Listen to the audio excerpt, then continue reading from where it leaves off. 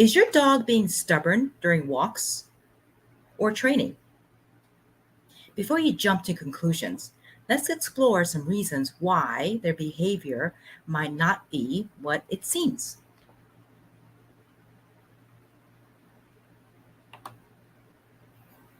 So, one of the reasons may be that just like you, dogs can get really uncomfortable on hot days. And if they stop, sometimes they may seek shade. It may be that they are trying to cool down and not be disobedient. And I've seen this with my clients, even at an 8:30 a.m. session. You know, her dog began pulling and wouldn't listen to her. And I said, well, let's see where he goes, because that's what I was suspecting, that he was getting overheated.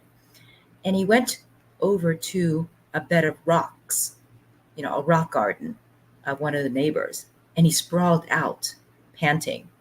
And I said, yeah, that's what I thought. He may be overheating. And the owner felt really bad for not understanding that and was getting, maybe a little bit upset that the dog was not walking with her nicely as we're trying to practice the leash walking.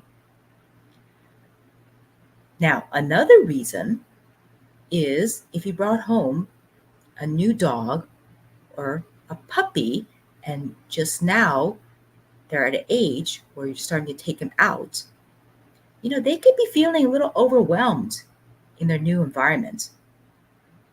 They just got to your home, or they've never been outside and they feel so much safer in the home, and they're not quite ready to explore.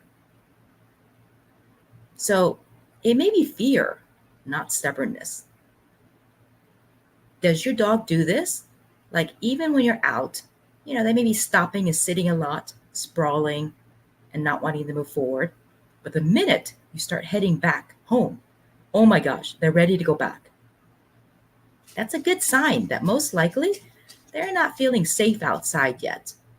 So give it some time. Give patience, have some patience with them.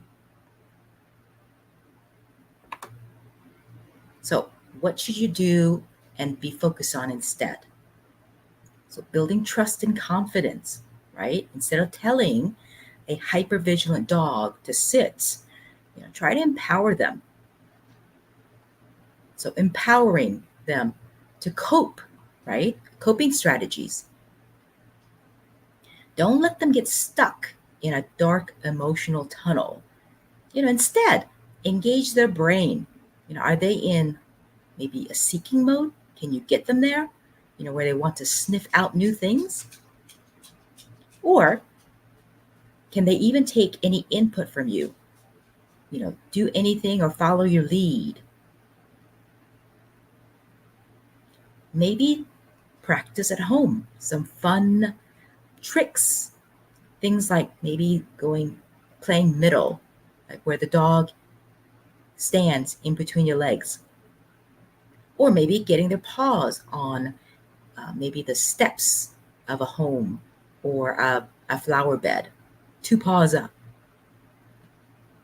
So let's help them, build the trust and confidence so they don't want to run back home or, sprawl, pancake, not wanting to move, being hypervigilant.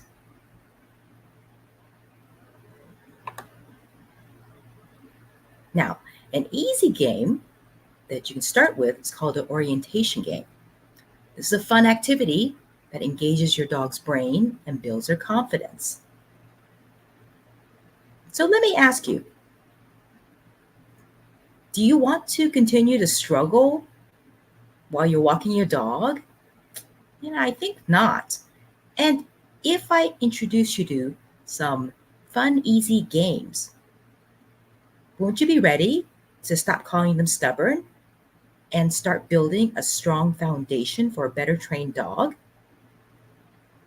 So what I would like for you to do is work on 2 skills, building your observation skills And then also like a connection skill, like this orientation game. So they learn to focus on you and also begin to trust you.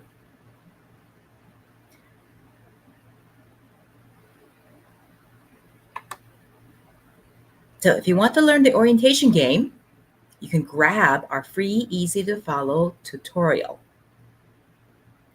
I'll have the link in the comments. Thank you for joining me for my Training Tip Tuesday, and I'll see you next Tuesday.